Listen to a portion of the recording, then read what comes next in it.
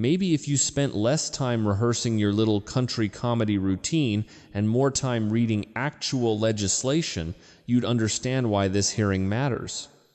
But I suppose in Louisiana, they measure a lawmaker's effectiveness by how many folksy sayings he can fit into a soundbite. A fossil with a microphone. That's what we're working with here. The gallery erupted. It wasn't just scattered chuckles. It was the synchronized, arrogant laughter of the radical left, completely convinced of their own untouchable moral superiority. At the center of it all sat Representative Alexandria Ocasio-Cortez, the undisputed darling of the mainstream media, the socialist firebrand who built an entire political empire on three little words: dark money, corruption. She sat there bathed in the glow of 14 network cameras, perfectly poised, while her legislative aide pumped a fist in the air right behind her. To the liberal elites packed in the press row, she was invincible. They were already furiously typing out their pre-packaged evening headlines: AOC torches GOP senator. She had the viral clip. She had the condescending smirk. She thought she was the absolute smartest person in the room. But she had no idea that her little moment of triumph was already dead on arrival. Because across the room, the target of her progressive venom wasn't reacting the way a canceled conservative is supposed to react. Senator John Kennedy of Louisiana did not flinch. He didn't raise his voice, and he didn't look offended. The mainstream media loves to dismiss him as just a slow-talking country bumpkin. They forget or deliberately ignore that this fossil graduated magna cum laude from Vanderbilt, took first-class honors at Oxford, and spent 2 decades managing billion-dollar state portfolios. He is a lethal, calculating political sniper who wraps a razor-sharp intellect in a thick, honeyed Southern drawl. And right now he was maintaining a deadly, chilling stillness. His weathered hand simply reached out. It rested on a plain manila folder sitting on the oak table, a folder the Congresswoman had absolutely no idea existed. Well, I do appreciate the Congresswoman's passion. His voice rolled out slow, heavy, deliberate, and entirely unbothered. Reminds me of a crawfish boil I went to once. Lot of heat, lot of noise. And at the end of it, the only thing left was a pile of shells. The laughter in the room died. It was suffocated instantly, as if someone had sucked all the oxygen out of the chamber. Kennedy's hand tapped the manila folder once. "Now," he said softly, methodically, "since the Congresswoman wants to talk about transparency and accountability, let's talk about transparency and accountability." But the Congresswoman wasn't ready to fold. Her massive progressive ego wouldn't let her.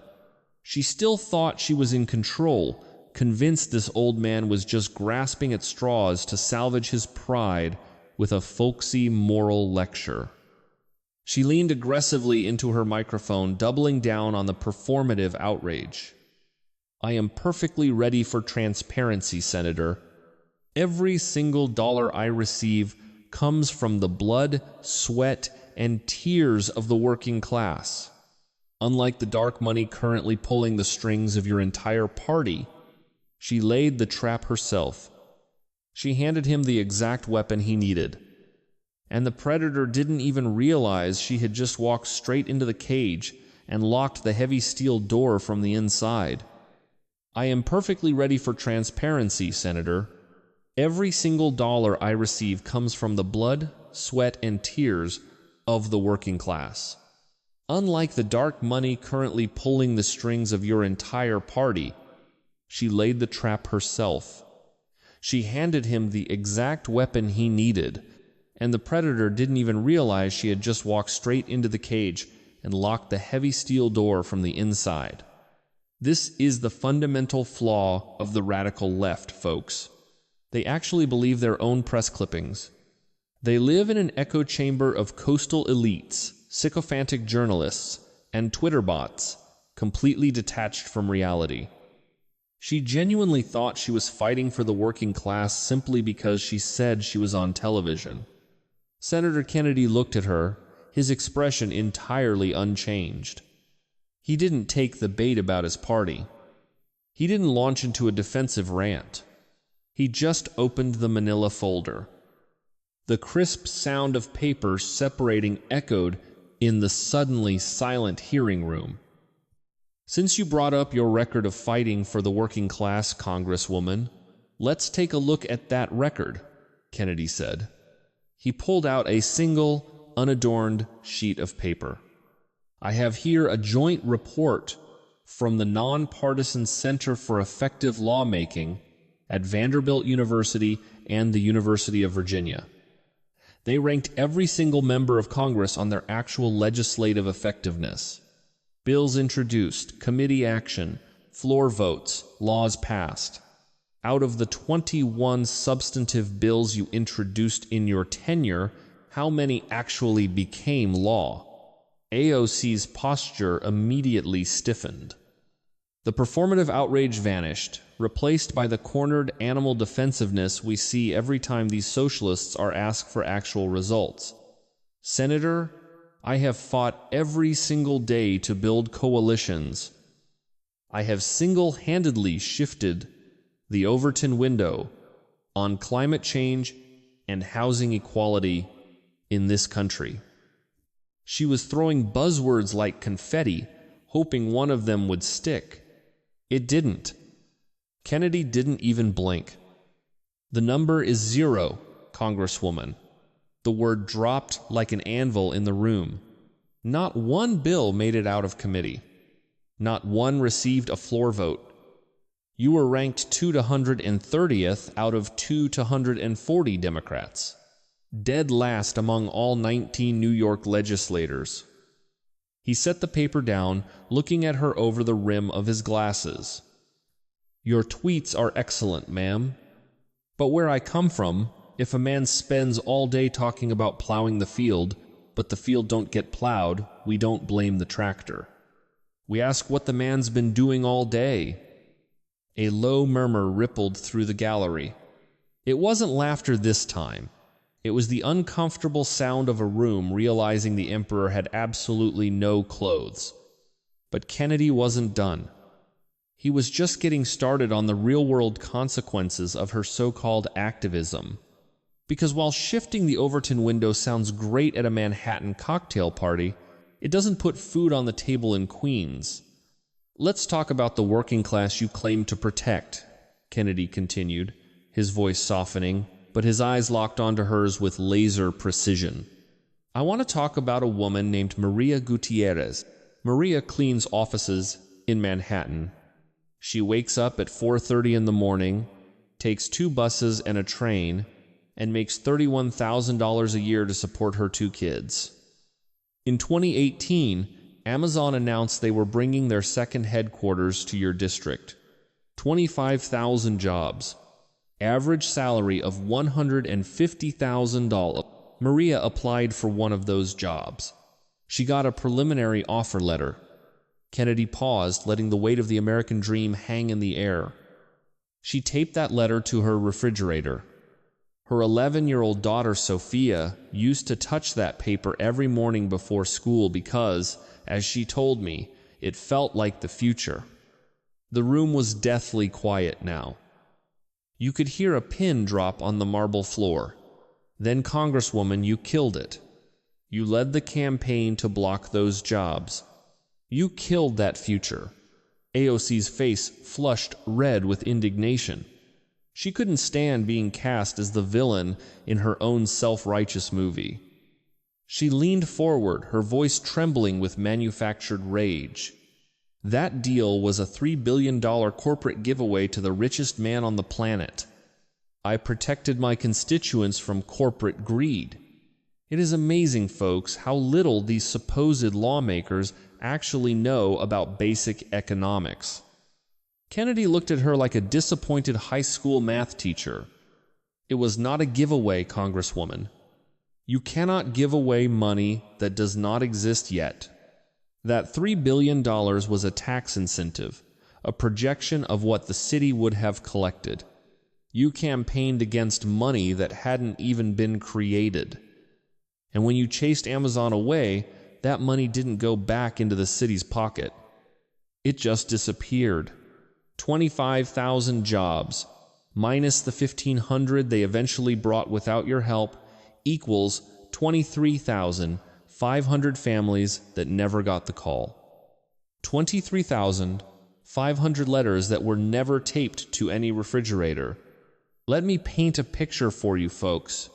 Right now, in that cramped apartment in Queens, there is a bright rectangular faded spot on the door of Maria Gutierrez's refrigerator. It is a scar, a permanent reminder of the day a radical socialist prioritized her political brand over a mother's ability to feed her children. That is the true legacy of the progressive left. They will happily burn down your house just so they can take a selfie in front of the flames. But AOC is stubborn. I will give her that. Even with the blood of her constituents' economy on her hands, she refused to yield. She lifted her chin, staring defiantly at the senator. At least I do not hide behind closed doors. At least I do not pretend. I have the courage to walk right into the belly of the elite beast and demand they pay their fair share. I wore the tax the rich message right to their faces. She was, of course, referring to her infamous stunt at the Met Gala. The ultimate display of liberal hypocrisy. Kennedy smiled. It was a thin, joyless smile. Ah, yes, the dress.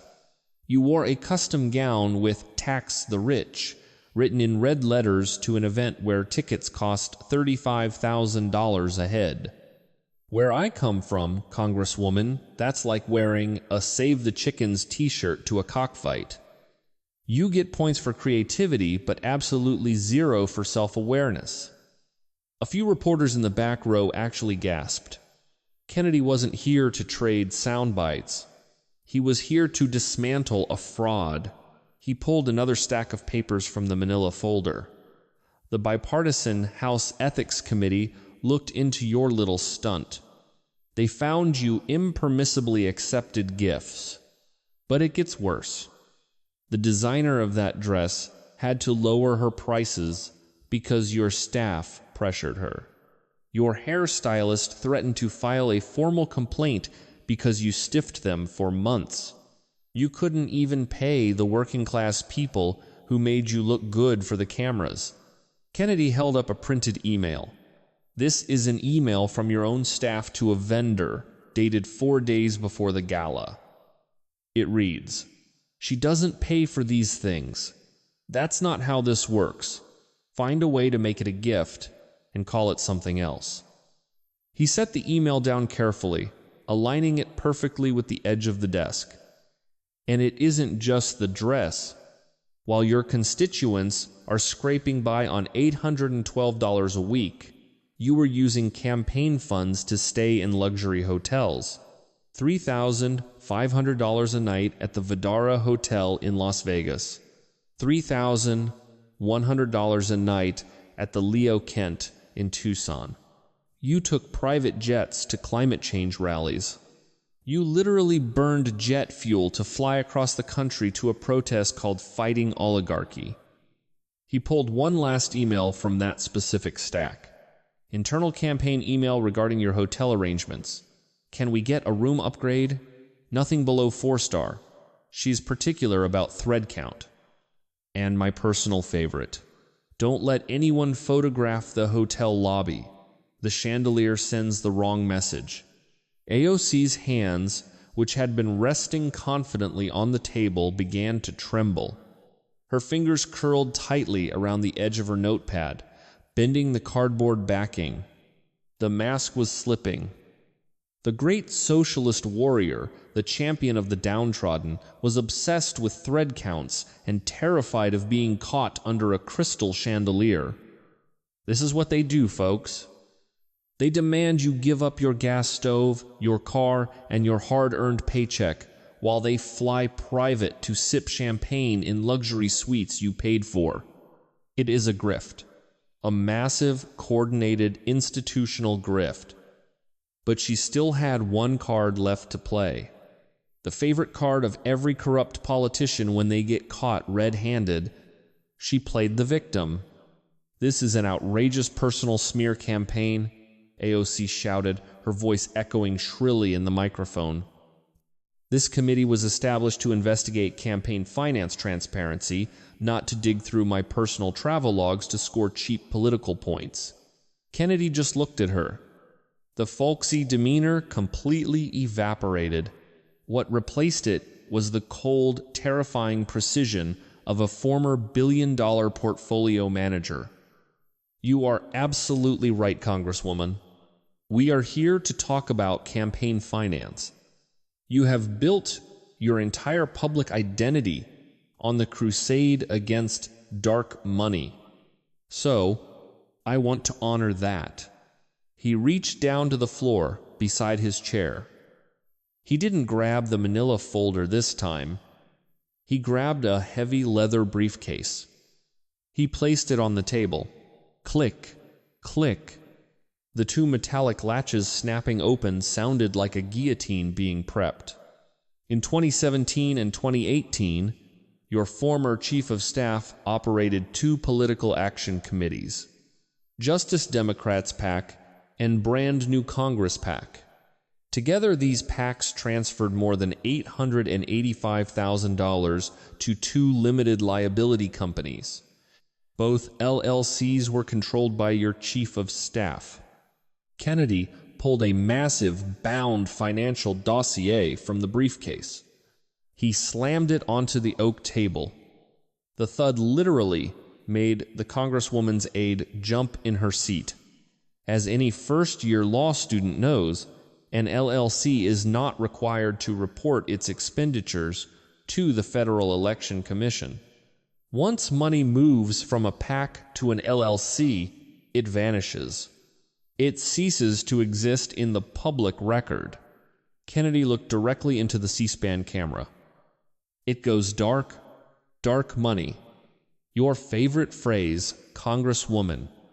During this time, you sat on the board of the very PAC that was funding your campaign, a clear violation of the $5,000 contribution limit. And where did that LLC money go? I obtained the bank records. 94% of the LLC's expenditures were categorized as consulting fees, but the LLC had no office. It had no employees. It had no clients. The only people who received payouts were your chief of staff and your boyfriend. He paused, letting the devastating reality of the fraud wash over the room. $885,000.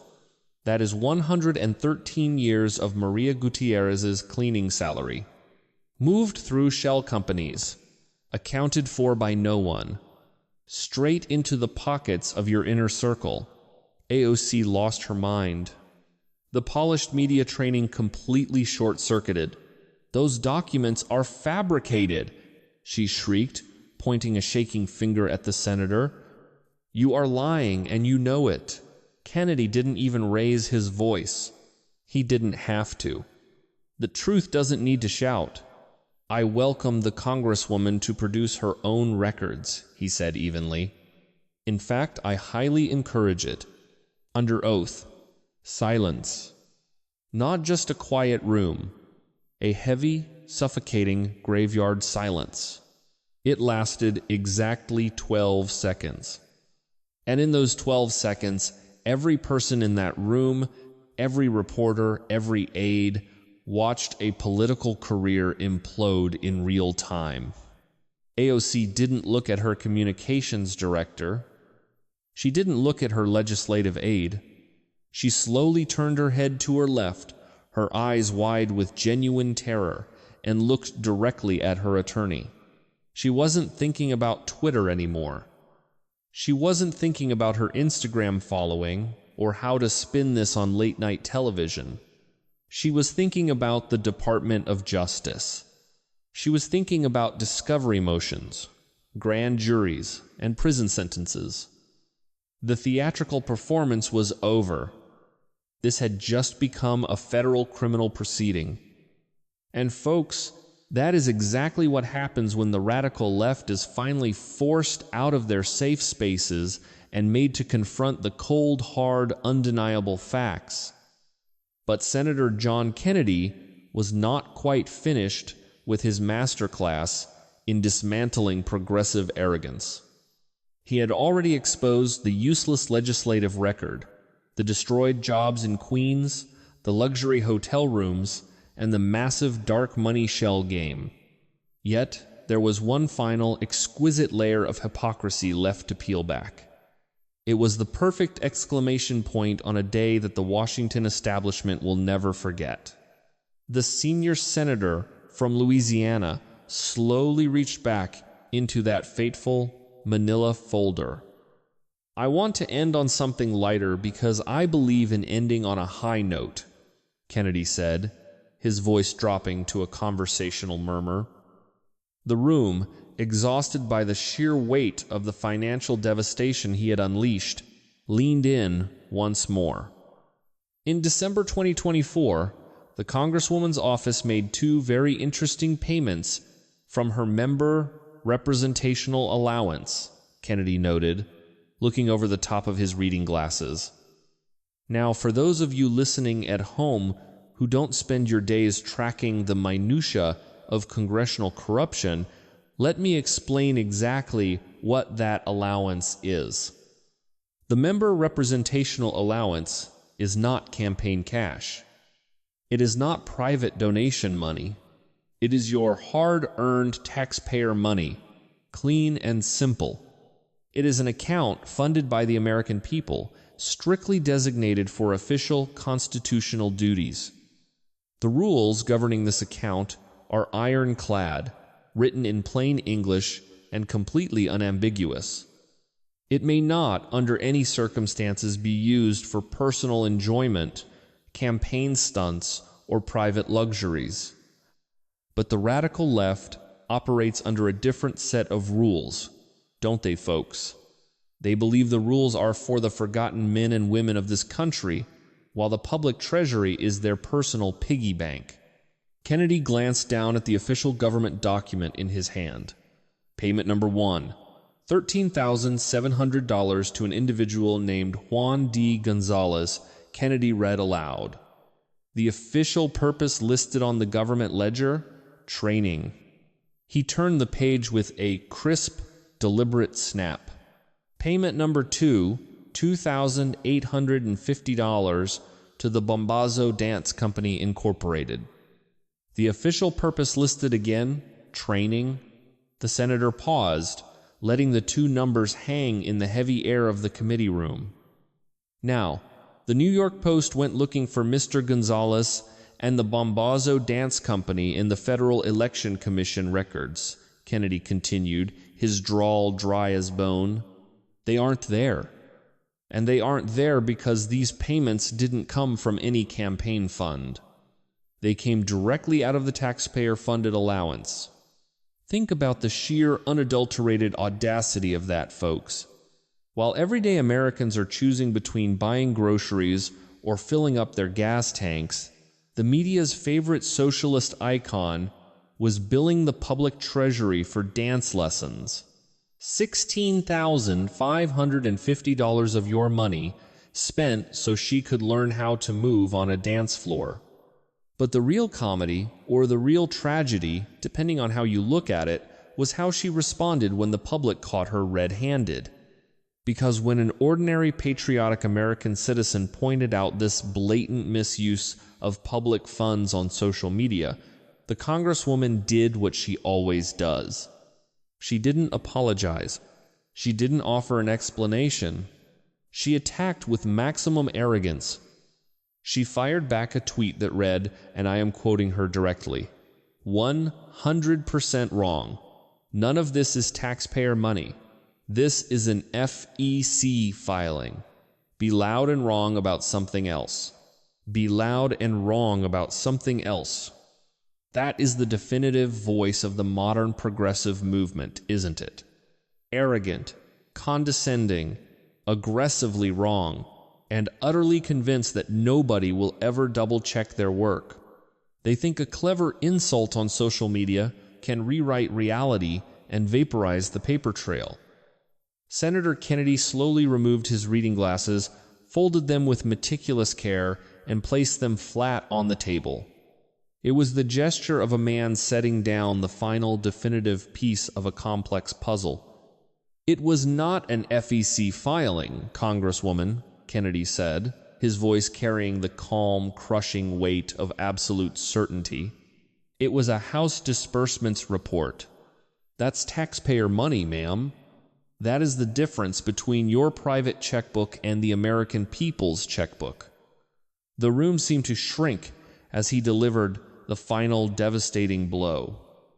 And if you can't tell the difference between those two things, I'm just not sure what we're doing here today. Another long, agonizing pause settled over the chamber. "You used taxpayer money to take dance lessons, and you didn't even know whose money it was," Kennedy murmured. With that, the senator placed his hand flat on the manila folder and closed it. The soft sound of paper meeting paper carried across the silent room like the final definitive strike of a judge's gavel. He adjusted his tie, nodded once toward the committee chair, and sat back. He had said exactly what he came to say, and not a single syllable more. He didn't need to gloat. He didn't need to chant or celebrate. The destruction was total, absolute, and entirely complete. The hearing room was locked in a profound, stunned silence. It was the kind of absolute quiet that only occurs when 200 people simultaneously realize they have just witnessed a historic, irreversible political execution. It couldn't be spun by a late-night talk show host. It couldn't be neutralized by a carefully worded press release from a sycophantic communications team. It couldn't be buried by the corporate media algorithms. Representative Alexandria Ocasio-Cortez stood up. She did not ask for a point of personal privilege. She did not attempt a final viral retort. She collected absolutely nothing from the table in front of her. She left her custom notepad. She left her expensive pen. And she left the 46 color-coded, meticulously tabbed pages of briefing papers that her staff of 11 had spent 3 full days preparing. Papers that had sat entirely untouched from the very first second of the hearing. Those documents were no longer a resource. They were a monument to her total defeat. Her legislative aide quietly stepped forward, gathered the abandoned papers, and carried them behind her like a pallbearer carrying funeral flowers out of a chapel. The Congresswoman turned and began her long walk down the center aisle toward the heavy double doors at the back of the room. Phalanxed by reporters from Politico and the corporate networks, she kept her eyes locked straight ahead. They shouted her name, desperate for a quote, a reaction, anything to salvage the narrative. She did not turn her head. She did not acknowledge a single camera. The steady, sharp click of her heels against the polished marble floor echoed through the hallway. The rhythm of her footsteps accelerated with every single step she took. She wasn't running, folks, but she certainly wasn't walking either. It was a frantic, desperate pace that desperately wanted to look like dignity, but was, in reality, a chaotic escape. The very last sound recorded by the C-SPAN microphones was the heavy, thudding click of the door closing behind her. Meanwhile, back at the desk, Senator John Kennedy remained perfectly calm, completely at ease. He reached for his glass of water, took a slow, measured sip, and set it back down precisely where it belonged, He straightened his folder, placing his pen perfectly parallel to the edge of the wood. It was the ordinary, unhurried routine of a man who had simply finished a productive Tuesday afternoon and was now casually wondering what to order for dinner. The committee chairman looked at the empty leather chair across the room, then down at the mountain of evidence Kennedy had left spread across the table. 9 distinct pages arranged in perfect chronological order, every single one of them a fatal wound to the progressive myth. The chairman tapped his gavel once, his voice sounding almost apologetic in the vacuum of the room. "This hearing is adjourned," he announced. But nobody stood up right away. It took a full 30 seconds before the first person in the gallery gathered their belongings and moved toward the exit. The rest followed in a slow, somber procession, moving exactly like a crowd, leaving a theater after a movie that didn't have a happy ending. No one was talking. No one was celebrating. They were just moving because the room had become an uncomfortable place to stand. But the real story, the true devastation, began after the cameras turned off, folks. Because within 24 hours of that historic confrontation, the entire house of cards began to collapse. The House Ethics Committee, sensing the shifting political winds, announced a massive expanded investigation into her finances. The scope now officially included the shady Delaware entity Kennedy had exposed, Bronx Forward Consulting LLC. The Federal Election Commission issued an urgent formal demand to the Justice Democrats PAC, ordering the immediate release of every financial transaction from 2017 to 2019. The Congresswoman's office released a brief, frantic, 4-sentence statement. It called the entire hearing a partisan stunt. It claimed the documents were fabricated. But ask yourself this, folks. Where were the counter documents? Where were the receipts? Why didn't they name a single specific claim and provide the evidence to prove it was false? They couldn't, because the numbers don't lie. Independent reporters quickly noted that it was a total denial completely devoid of any supporting evidence. Within 1 week, 3 of her largest institutional mega donors abruptly suspended their financial contributions. As one billionaire donor candidly stated to the Wall Street Journal, they needed immediate clarification on the profound financial questions raised during the hearing. See, let me tell you a fundamental truth about these wealthy liberal elites. They love progressive politics, but they absolutely hate financial risk. And John Kennedy had just turned their favorite political investment into a toxic liability. Internal polling in New York's 14th district sent shockwaves through the Democrat machine, showing her approval rating plummeting by 11 points in a matter of days. Now, that's not a total collapse, but an 11-point drop in a deep blue stronghold means everything. It is the exact number that keeps highly paid political strategists awake at night, frantically drawing lines on whiteboards and realizing the math no longer works. 11 points is the difference between an untouchable celebrity seat and a brutal, career-ending primary challenge. It is the distinct, unmistakable sound a political career makes right when it begins to crack permanently. The Wall Street Journal ran a massive front-page exposé into the labyrinth of Bronx Forward Consulting LLC, uncovering even deeper financial ties that the hearing hadn't fully detailed. The mainstream media tried to ignore it, but documents possess a unique gravity of their own. They pull investigators and prosecutors toward them the way a bright light pulls moths in the dead of night. And within 30 days, the ultimate nightmare materialized. The Department of Justice officially opened a preliminary inquiry into the PAC to LLC transfer structure. Now, a preliminary inquiry isn't an indictment, but in Washington, once the federal government turns its gaze in your direction, it almost never looks away. Saika Chakrabarti, her brilliant former chief of staff, received a federal subpoena. He retained a high-powered criminal defense counsel that very same afternoon. He didn't post a defiant statement on social media. He didn't go on television to proclaim his innocence. And he absolutely did not call the Congresswoman. The sudden, absolute silence between these two political operatives who had once shared a board seat, a campaign, and an email that explicitly warned to keep offline was the loudest, most damning silence in the nation's capital.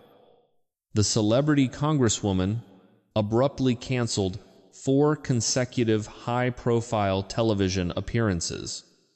Her press office issued identical boilerplate statements citing scheduling conflicts. But nobody in Washington believed it, because some truths are far louder when nobody dares to say them out loud.